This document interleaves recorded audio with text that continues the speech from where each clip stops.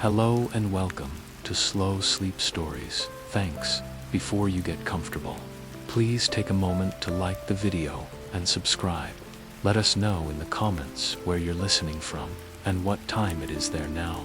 Turn off the lights, get comfortable, and let's start this journey together tonight. The story is beginning to unfold now. Let's begin. The town of Talbot wasn't on most maps. If you were driving up the coast, you might miss the exit entirely, unless you were specifically looking for the one with the handmade wooden sign that read, in faded white paint, TALBOT, POP, 473, not counting cats. Talbot was the kind of place where neighbors waved even if they didn't know your name, where the grocery store kept a notebook at the register so folks could write down what they owed if payday hadn't quite arrived. It had a library with more cookbooks than novels, a church that doubled as a community theater, and a coffee shop that didn't technically serve coffee but had the best hot cider within 50 miles every October. Talbot held its mayoral election. Now, this was more tradition than governance. There was no town council, no ordinances.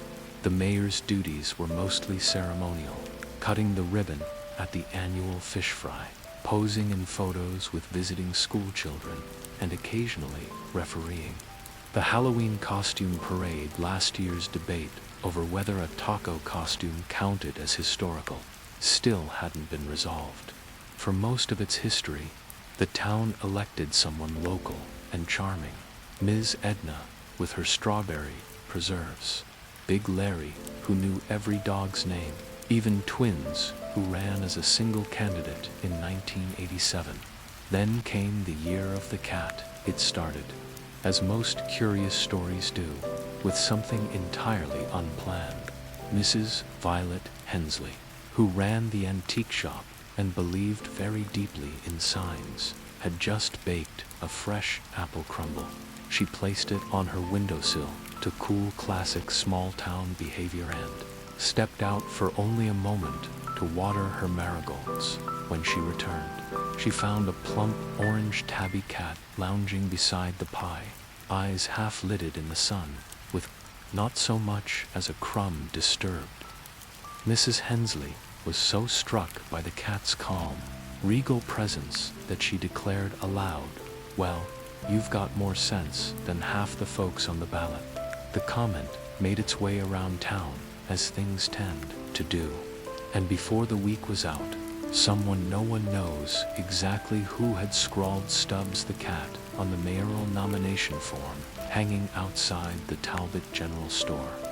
To be fair, the town had never specified that the mayor had to be human. The rules were more suggested guidelines than actual policy.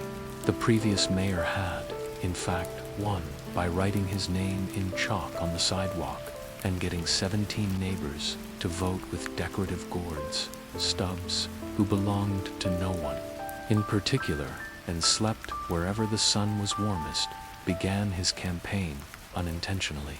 Children petted him as they walked home from school. The bakery gave him a tuna muffin each morning. He was spotted curled in the book return bin, lounging atop the fire truck, and once, quite memorably, snoozing in the flower shop's front window with a daisy stuck to his fur like a badge. His campaign slogan, adopted by popular consensus, became Stubbs, because why not? The other candidates, Mr. Trenton, who ran the hardware store, and Miss Beverly, known for her lemon bars, took it in good humor. Mr. Trenton even made a tiny campaign hat for Stubbs, which the cat wore for approximately 3 seconds before sitting on it. Miss Beverly baked cookies shaped like tiny paw prints. Election day in Talbot was always relaxed, but that year had an extra layer of cheer. Ballots were dropped in an old fishing bucket on the porch of the cafe, and votes were tallied by teenagers with too much time and not enough math homework. When the final count was read aloud by Sheriff Dolly, there was a beat of silence. followed by applause, 3 confused honks from a passing goose, and 1 triumphant meow. Stubbs had won by a landslide 56 votes to Trenton's 12, and Beverly's 9. 1 vote had gone to a ghost, which was a recurring issue, and another to bacon, which was chalked up to a hungry toddler. The next morning, the newspaper headline read, "Talbot elects mayor with 9 lives." Stubbs was officially Mayor Stubbs.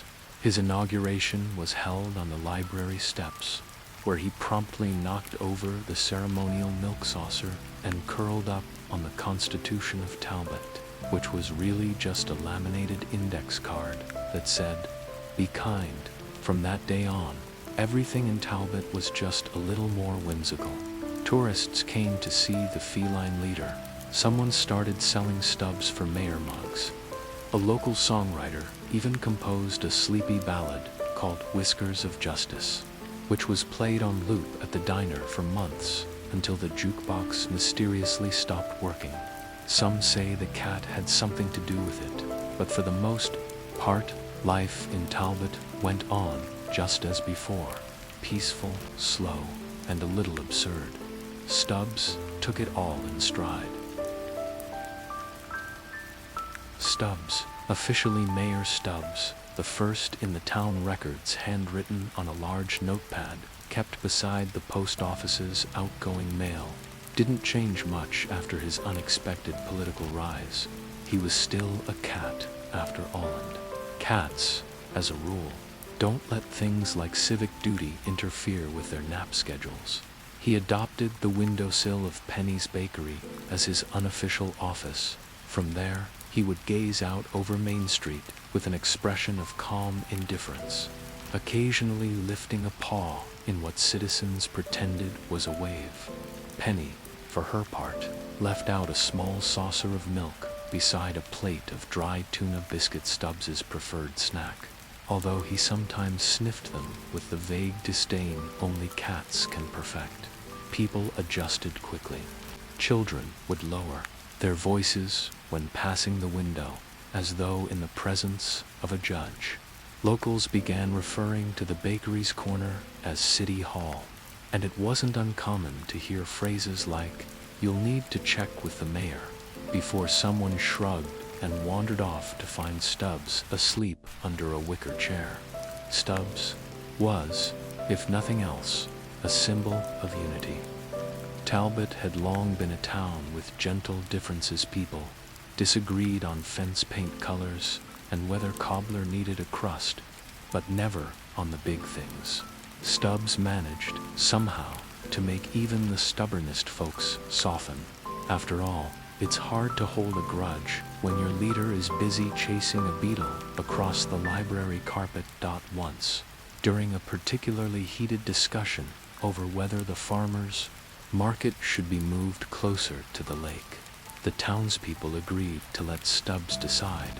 The decision-making ceremony involved placing 2 identical blankets in different locations and watching where the mayor chose to nap. He selected the lake spot, and that was that. Stubbs's routines became Talbot lore. Every morning, he'd stretch dramatically on the bakery counter, walk across the flour-dusted tiles like a diplomat inspecting his realm, and pause to inspect the tip jar.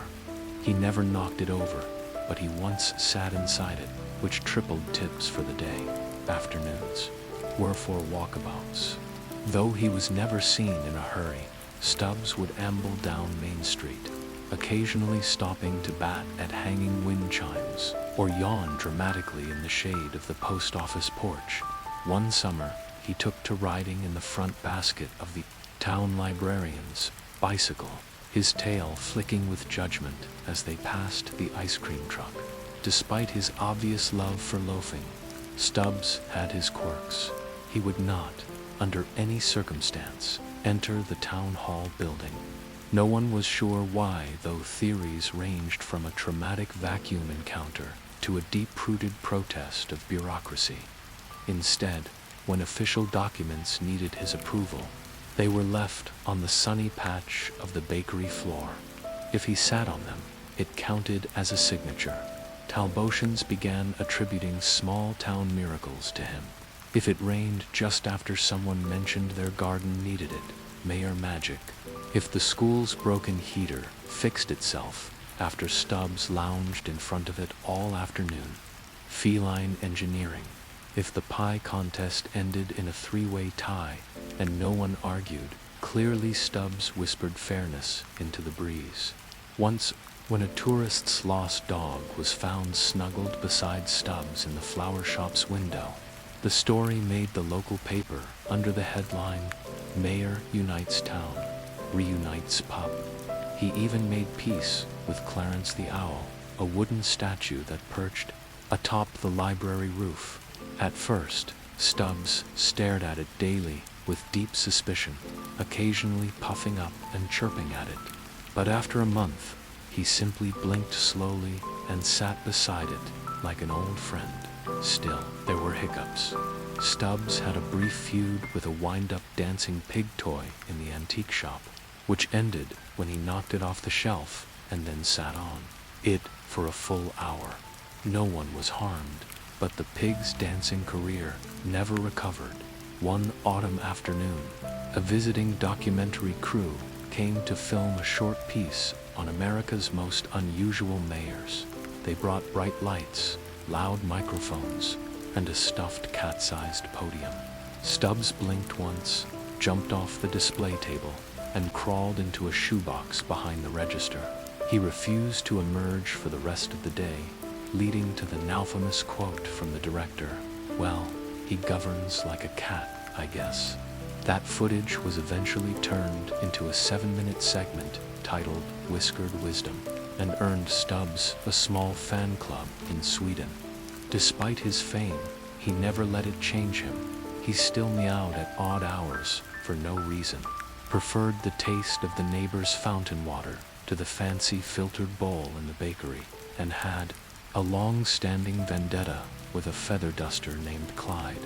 Yet to Talbot, he was the ideal leader. He didn't make speeches, didn't cause arguments, and never once raised taxes. His presence, somehow, made people breathe a little easier. One town elder described him best. "He's a reminder that we don't need noise to be noticed, just stillness and maybe a little purring." And Stubbs, well, he just kept napping politely. By the second year of his term, Mayor Stubbs had grown into his role, or more accurately, had napped so frequently in the bakery window that the sun had lightened the fur along his back, giving him the look of a creature constantly bathed in golden light. His tail had developed a slight twitch whenever someone said budget, and the townsfolk had long since stopped pretending their feline mayor was temporary. And so, naturally, expectations rose. Someone knitted him a tiny sash that said Mayor, which he refused to wear but occasionally slept on. The town's welcome committee added "Home of Mayor Stubbs" to the wooden sign at the edge of the road, right beneath established 1879 and above, "Please wave at cows." A local artist painted his portrait, regal and cross-eyed, and hung it in the diner, right between the pancake specials board and a framed spoon that nobody remembered the origin of that winter. Penny from the bakery started a mayor's message board where residents could post notes or questions they wanted the mayor to review. Stubbs was observed sniffing one letter about pothole repairs, sneezing twice, and promptly rolling over onto another note asking whether goats were allowed at birthday parties. The community interpreted this as a soft veto and decided goats were probably fine, but only with supervision. Meanwhile, Stubbs's reputation continued to grow. A travel magazine named Talbot the quirkiest town in America, and more visitors began arriving with cameras and expectations of feline leadership. Stubbs obliged them sometimes. He might pose nobly for a photo 1 minute, only to disappear into the back of the hardware store and nap beneath the birdseed display the next. A framed sign appeared in the window soon after. Mayor's office. Closed for pause and reflection. Though his duties remained light, Talbotites began building more rituals around him. He was consulted before every major event. Before the harvest festival, a squash was rolled in front of him. If he ignored it, the festival was a go. If he swatted it, the planners added more lanterns. Before the library's poetry night, he was presented with 2 open books and allowed to lie on his favorites, determined the theme. That year's topic was birds, blankets, and napping. But nothing, not even his napping-based policymaking, sparked as much attention as the infamous squirrel incident. It began, innocently enough, as things do, one morning around 10 o'clock, as the town was just waking up and the bakery had started its second batch of cinnamon bread. A shriek rang out from Edna McCorkle's porch. She claimed to have seen a masked bandit stealing her award-winning pecan pie. Cooling on the rail. Sheriff Dolly was called. Investigations began. Clues included a single paw print in flour and an overturned milk saucer. The town buzzed with gentle scandal. The finger or paw was quickly pointed at Stubbs. He had been seen lounging near the scene of the crime. Crumbs of suspicious origin were found clinging to his whiskers. His fans were divided. "Surely not our mayor," said Ms. Beverly, cradling a tea towel like a scandalized Victorian. "I mean," whispered Big Larry, "it was a very good pie." A town hall meeting held at the cafe, where most meetings occurred because the chairs were comfier, was convened. Stubbs was brought in under no protest, riding in a wicker basket held by the librarian, his head high, as if attending a royal inquiry. Evidence was presented: the crumbs, a photograph of him mid-lick, and a slightly bent pecan found near his favorite sleeping spot. But just as murmurs of impeachment were playfully circulating, a twist emerged. Young Mabel Juniper, age 8, took the floor well, more like climbed onto a milk crate with important testimony. She had seen a squirrel scurry off with what she described as a glistening triangle of nutty crime. Furthermore, she'd drawn a picture: one angry squirrel, one innocent cat, and one pie, labeled Exhibit A. The crowd gasped. Penny, the baker, clutched her apron. Even the sheriff nodded solemnly and declared, "That's good enough for me." Stubbs was cleared of all wrongdoing. A formal apology was drafted, written on bakery parchment, and rolled like a scroll, and the phrase "a corngate" was added to the town's oral history. The mayor, meanwhile, had fallen asleep on the table. The event only strengthened his popularity. Pins that said Stubbs was framed popped up in shop windows. The flower shop created a forgiveness fern, which included a ribbon that read, "No hard feelings, pie happens." The following week, Stubbs was gifted a ceremonial key to the town carved from wood and roughly the size of a butter knife. He batted it under a chair and then forgot about it, but the gesture mattered by spring. His legend had taken on the warm fuzz of nostalgia, even as it continued. Visitors would come from out of state, hoping for a glimpse of the famous feline mayor, and locals would casually say things like, "Oh yes, he's in committee right now," while gesturing toward a sunbeam. Talbot didn't need change. It didn't need speeches or policies or 5-year plans. It had kindness. It had pies, and it had a mayor whose idea of diplomacy involved purring at strangers and occasionally sneezing on official correspondence. Stubbs had become more than a cat. He was a story told again and again with a smile. Spring arrived in Talbot with a sigh. Windows creaked open. Lilacs flirted with the breeze, and birds gossiped loudly from the power lines. It was the sort of spring that made people whistle without realizing.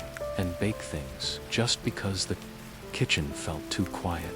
In other words, it was Stubbs's season.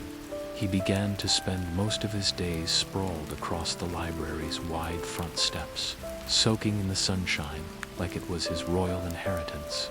The concrete warmed beneath him. The pages of returned books fluttered nearby, and students began forming a habit of reading aloud to him before class, claiming it helped with nerves.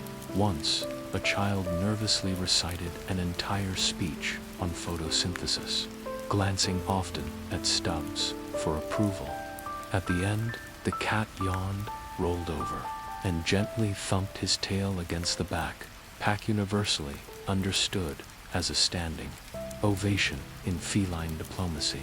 But it wasn't just school children benefiting. From his quiet presence, Talbot's mare, without doing anything except being furry and warm, had a calming effect. Arguments in town started taking on a distinctly less urgent tone. Instead of, "Why would you ever plant pumpkins near tomatoes?" folks would say things like, "Maybe we should ask Stubbs next year." Disagreements were redirected into storytelling, always ending with someone saying, "Remember when he sat on the zoning proposal for 3 days?" and everyone nodding with fond amusement. One particular Wednesday, when rain drizzled steadily and everyone wore their coats half unbuttoned, Talbot had its closest thing to a civic crisis. The bookstore cat from the next town over, by it, a long-haired tortoiseshell with opinions, came to visit. She arrived in a small pet carrier, carried by a retiree named Gloria, who wanted to meet the famous gentleman mayor. Beatrice emerged with regal annoyance, shook herself dramatically, and stared down Main Street as if already judging the decor. Stubbs, napping nearby, opened one eye. The townsfolk watched, hushed, a showdown, a romance, a summit. What followed was a 10-minute sequence of wordless, feline diplomacy, sniffing, sitting, looking away, re-sniffing, grooming paw, sitting closer, mutual tail flicking. Then, at last, both cats laid down precisely 3 inches apart and closed their eyes. This was interpreted as a treaty. Gloria was offered free coffee for the day, and someone hung a sign in the post office. Mayor Stubbs welcomes foreign dignitaries. Stubbs and Beatrice remained civil friends. She returned twice more that spring, always leaving just before sunset, as if diplomatic hours had ended. But with growth especially, the gentle, sleepy kind, came new traditions. Talbot started holding monthly meow meetings, informal town gatherings held on the library lawn. Blankets were laid out, lemonade was passed around, and Stubbs was placed atop a repurposed garden stool. There was no official agenda. People would take turns giving updates on flower beds, chicken escapades, and mildly exciting weather. When the town mechanic's roof caved in during a hailstorm, it was discussed herewith a passing of a basket and a Stubbs Solidarity Fund raised enough for repairs, and a new mailbox shaped like a boot dot. At the heart of it all was a cat who said nothing and changed everything. Stubbs had, in his way, ushered in an age of soft leadership. People began to reflect more before complaining. They used quieter voices, made room for pauses. Even the teenagers started helping out more, claiming, somewhat dramatically, that they were supporting local government. Perhaps the greatest example of this new town spirit came during the garden gnome dispute. It began innocently. Mildred, who lived on Maple Street, installed 3 gnomes in her yard, standard bearded fellows with mushrooms and fishing poles. But Margaret, who lived across the street and prided herself on minimalist landscaping, was not amused. Letters were exchanged, bylaws were referenced, a potluck was canceled out of principle. In previous years, this might have escalated into weeks of silent grocery aisle snubs, but now, under Stubbs's gentle reign, it went differently. A vote was proposed, and Stubbs was called in to arbitrate. 2 picnic blankets were laid side by side, one with a plush gnome, the other with a potted fern. Stubbs, after circling both, sat squarely on the gnome. A cheer went up. Margaret, though mildly annoyed, accepted it with grace. She later installed a tasteful statue of a meditating frog. The 2 women resumed potlucks, and the gnome, now named Judge Gilly, became the mascot for Talbot's annual garden tour. Stubbs, unaware of the diplomacy he'd enacted, yawned and relocated to a hammock someone had strung between the library's front posts. That hammock became his summer headquarters. Locals would leave offerings beneath it: a sprig of catnip, a ribbon toy, even a tiny handmade crown which Stubbs promptly ignored, but which found a home in the town's display cabinet labeled Important Regalia. In June, a visiting poet wrote an ode to him. O keeper of calm, soft-pawed mayor of naps, your silence leads louder than our chattiest chaps. It was read aloud at poetry night.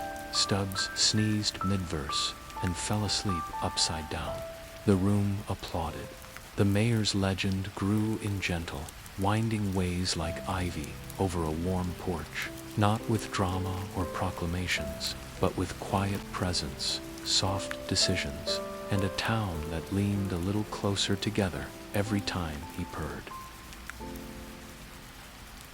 Summer in Talbot was slow and soft. The heat arrived like honey poured from a sleepy Jarthic, golden, and not in any particular rush. Gardens burst into bloom, bees hummed like tiny barbershop quartets, and the townsfolk shifted to sandals and iced tea with near military precision. Mayor Stubbs thrived in summer. The hammock in front of the library became his de facto office, and from this swaying perch he observed the town with the air of a sun-drenched statesman. Visitors came from miles around, eager for a glimpse. Some whispered like they were at a museum. Others spoke directly to him, often sharing their worries or travel plans, as if Stubbs were both therapist and travel agent. He blinked in response, which seemed to satisfy everyone. Children held tail parades where they followed him at a respectful distance, mimicking his every stretch and pause. Teenagers got competitive over who could take the sleepiest-looking photo of him. An unofficial rating system emerged: bonus points for belly flop poses, extra for drool.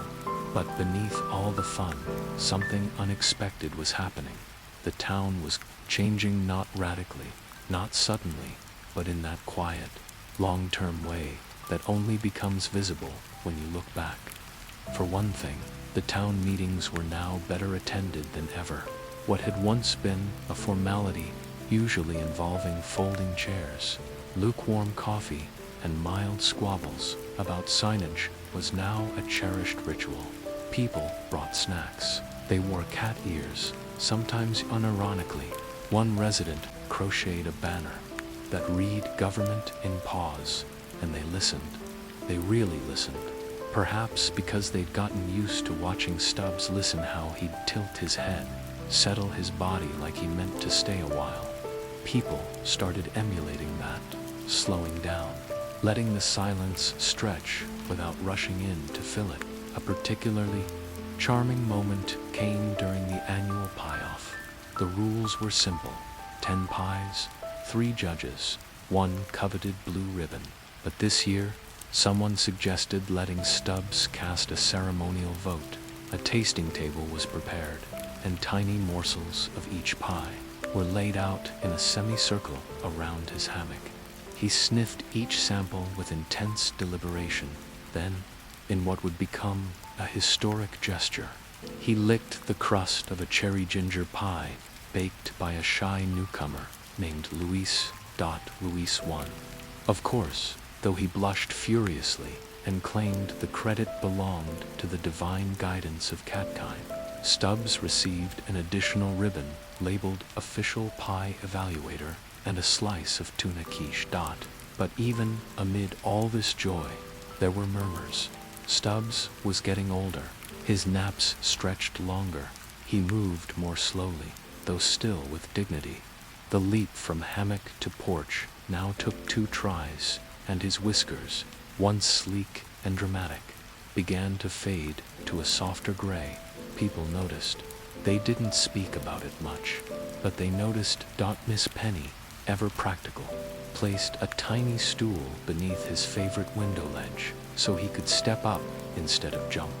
The librarian began opening the doors a little earlier, just in case Stubbs wanted his favorite sun patch before the foot traffic began. Children who used to race past him now walked gently, speaking in whispers like they were approaching royalty. One day, during a heat wave that made the road shimmer like fish scales, Stubbs stayed inside all day. He curled up behind the ficus in the corner of the bookstore and didn't come out. The town held its breath. By afternoon, someone wrote out on Royal Retreat on a chalkboard in the cafe window, and another added, "Mayor taking a spa day." People nodded solemnly. Someone left him a cold ceramic tile to lie on.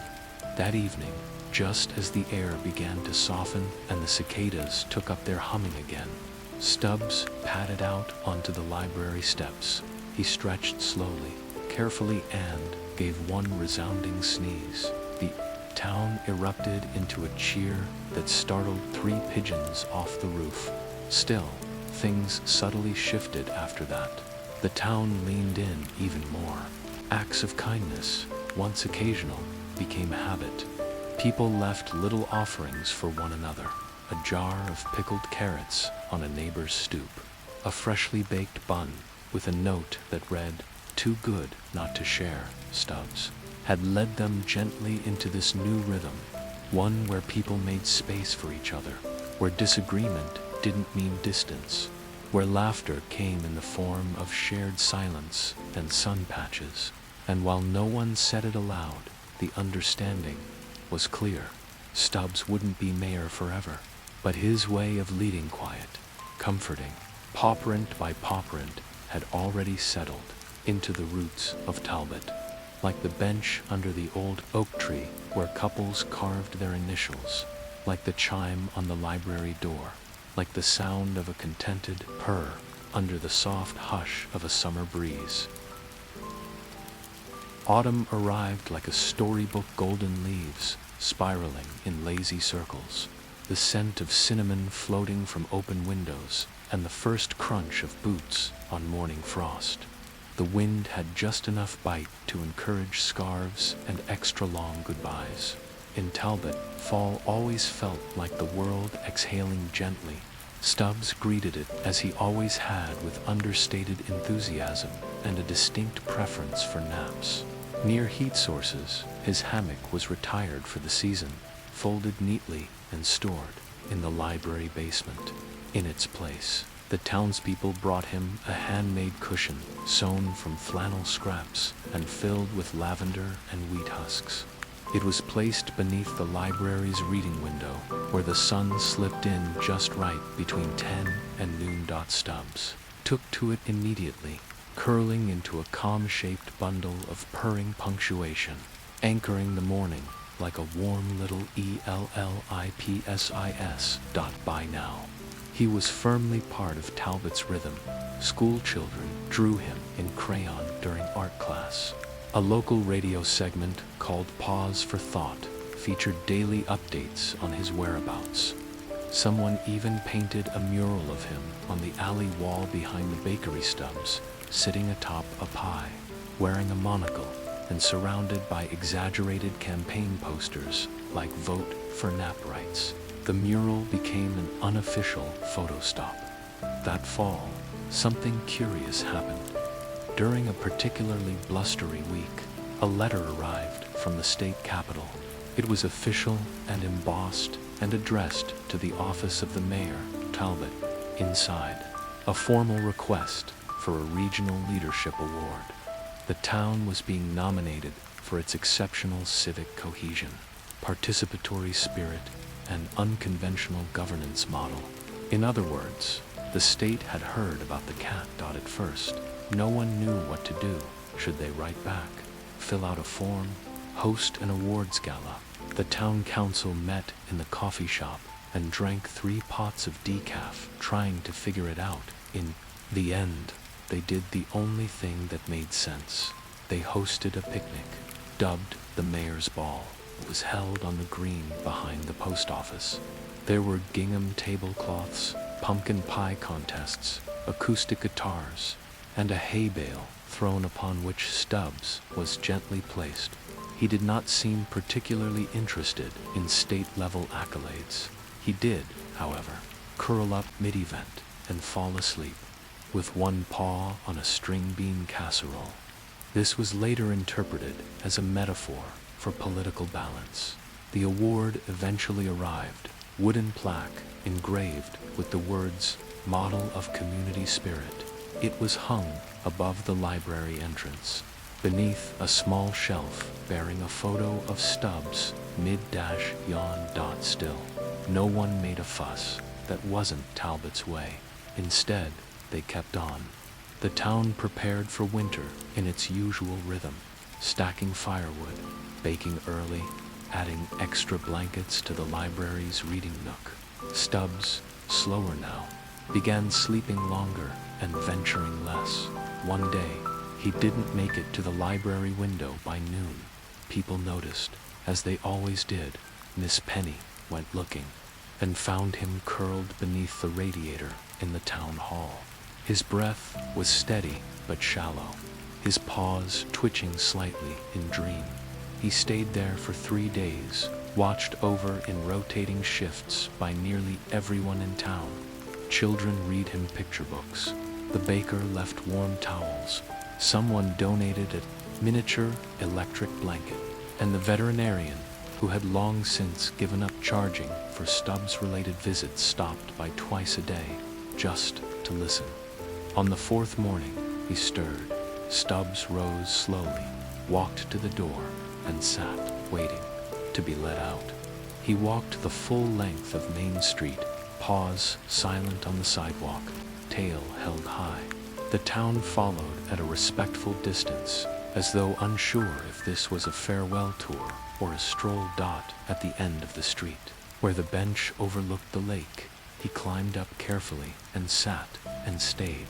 The sun came out, the wind paused, and for a little while it felt as if time agreed to be still. People sat nearby, speaking in hushed voices. No one brought out phones, no one posted on social media. It wasn't that kind of moment. Stubbs blinked slowly, then tucked his paws beneath him. He dozed. That night, the town went unusually quiet. Not sad, exactly just thoughtful. They lit lanterns instead of porch lights. They told older stories. They leaned on each other more. Stubbs returned home the next morning, slow but steady. He ate a little, napped a lot, and accepted a gentle brushing from a 2nd grader named Lily. He had more days ahead, everyone felt it. But now they measured them differently, like golden autumn hours, like pages near the end of a beloved book. You don't read them faster, you read them softer, and Stubbs, he just purred. Winter in Talbot arrived not with a bang, but a hush. Snow fell in polite, feathery drifts, settling gently on rooftops and tree branches as though afraid to make too much noise. Chimneys exhaled plumes of smoke, windows glowed gold with lamplight, and mittens were retrieved from the back of closets. Mayor Stubbs greeted the season as only an experienced leader of comfort and calm could buy, sleeping through it. The cushion beneath the library window was upgraded to a full fleece-lined basket, elevated just enough to see the snow, but low enough that he didn't have to do any serious climbing. A crocheted sign above it read, "Mayor at rest, do not disturb unless you have tuna." Stubbs rarely left the basket now, but he didn't need to.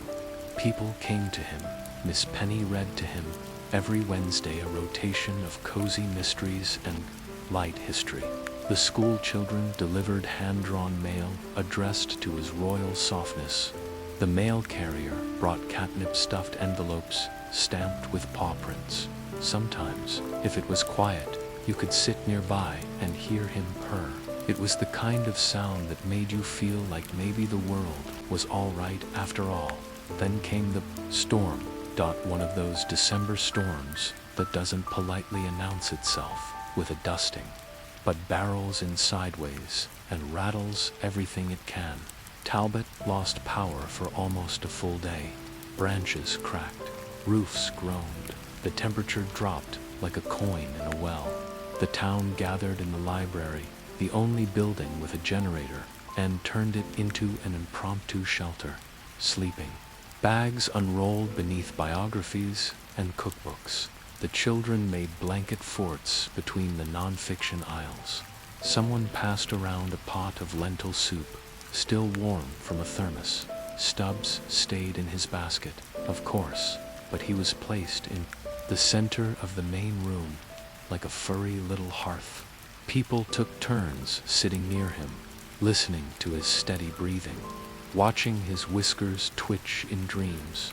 They told stories that night not about danger or inconvenience, but of summer pies, tail parades, and the time he tried to eat a garden. Gnomes had by morning the storm had passed. A soft white world waited outside, glittering with sunrise. When the doors reopened, people stepped out slowly, blinking against the light. And there, in the first patch of clear sidewalk, someone wrote with a finger, "Stubbs for all seasons." Life continued. Spring returned, as it always does. Flowers pushed up through the thawed ground. Children swapped coats for kites. Stubbs remains lower, yes, and often asleep, but unmistakably present. And then, one bright April morning, he didn't wake up. Miss Penny found him still curled in his basket, paws tucked beneath his chest, eyes closed as if mid-dream. There was no struggle, no fear, just peace. Word traveled gently. Shops put out handwritten signs, closed for personal reasons. The cafe served only warm milk and soft rolls. The bell on the library door rang softly all day, as if remembering him. He was buried beneath the oak tree near the lake, his favorite bench, just a few paces away. A simple stone marked the spot, etched with Mayor Stubbs, 2013 to 2020, for a life well. Un-APP people still visit. They leave offerings, sardine tins, knitted mice, a slice of cherry ginger pie wrapped in wax paper. Sometimes, someone will sit on the bench, close their eyes, and swear they hear a purr in the breeze. But the story doesn't end there. Talbot remained changed, its heartbeat slower, its conversations kinder. No new mayor was ever elected. How could they be? Instead, the town instituted a rotating seat of pause each month. A different citizen takes on ceremonial duties with one simple rule: lead like Stubbs, which means listen more than you speak, nap when necessary, show up even if all you do is quietly warm a room with your presence, and perhaps, most importantly, never underestimate the power of a gentle paw in guiding a bustling world toward stillness. Stubbs didn't pass laws or shake hands or give speeches. He simply was, and in being so deeply, so wonderfully himself, he reminded a town how to be a community. So, if you ever find yourself in Talbot, maybe on a crisp evening with the smell of biscuits in the air, pause for a moment by the lake, sit on the bench, breathe, and listen closely. You just might hear a faint, familiar per word count, 1093, closing reflection, and now, it's time to let that last image fade softly away. Let the snow settle back on the rooftops. Let the oak tree stand tall in quiet memory. Let the warmth of a flannel basket and a sunbeam across a library window wrap around your thoughts like the softest blanket as you drift off tonight. Know that the world doesn't always need to move quickly or loudly to be full of wonder. Sometimes, the greatest leaders are the quiet ones, the ones who take naps and make people laugh with nothing more than a blink or a sneeze. The ones who remind us that stillness is not emptiness, but presence. Mayor Stubbs was one small creature in one small town, and yet the ripples he made will last longer than any statue or headline ever could. So wherever you are tonight, whatever the day has asked of you, you can let it go now. You can breathe out, soften your shoulders, let your face relax. There's nothing more you need to do. You are safe, you are warm, you are here, and you are enough. Good night.